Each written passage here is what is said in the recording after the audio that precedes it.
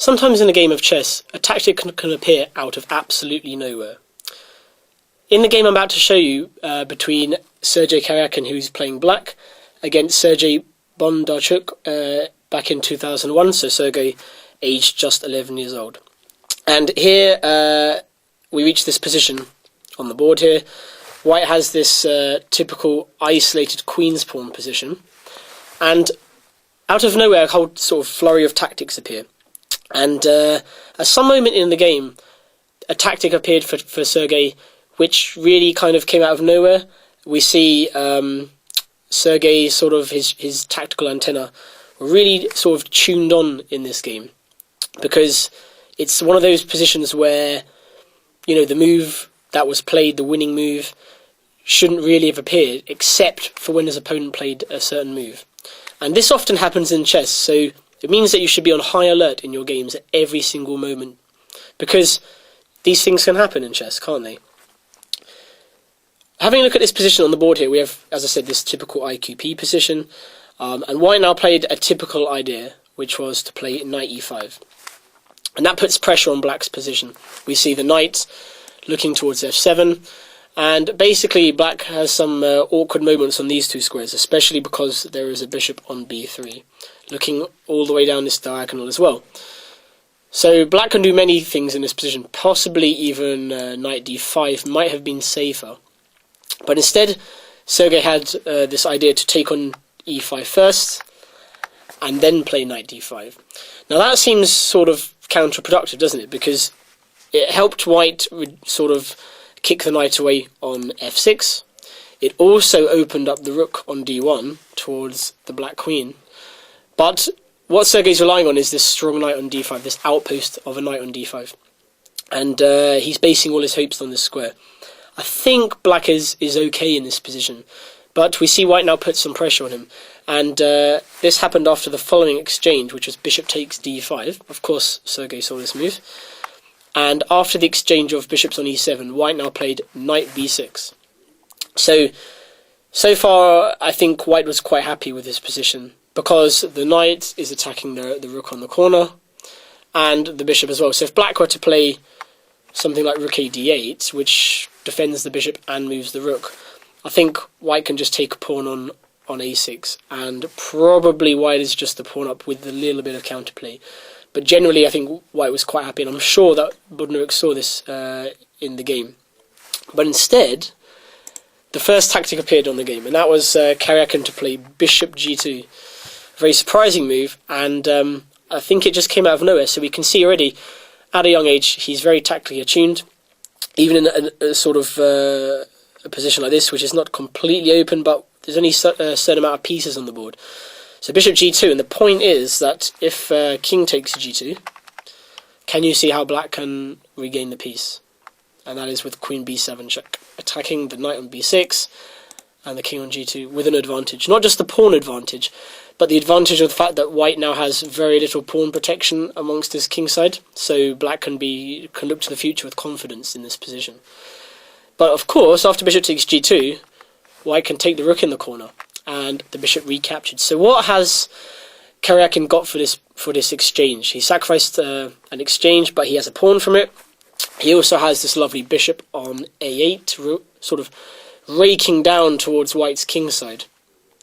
And in fact, he's threatening something quite big in this position, which is to play queen g5 check. So if black were to be able to do that, he'd be, well, not quite checkmating, but he's going to come in on g2 on the next move, and it's going to be quite dangerous.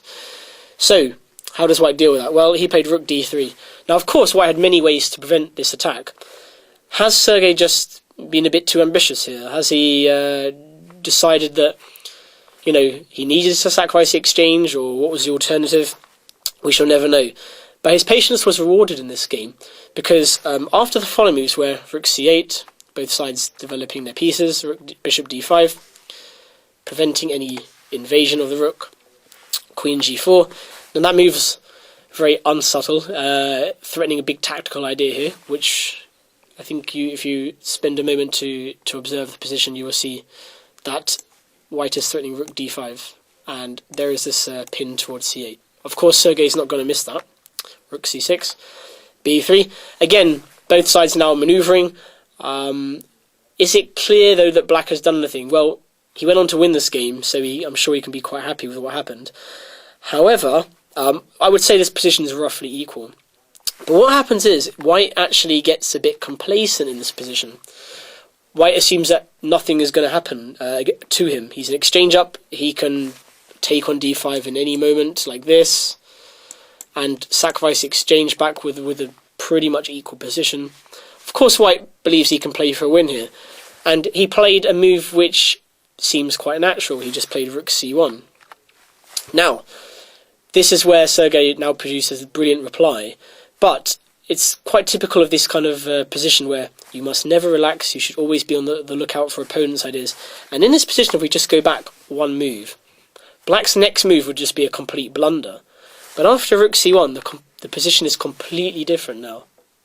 Can you see the fantastic move that Kajakin now came up with?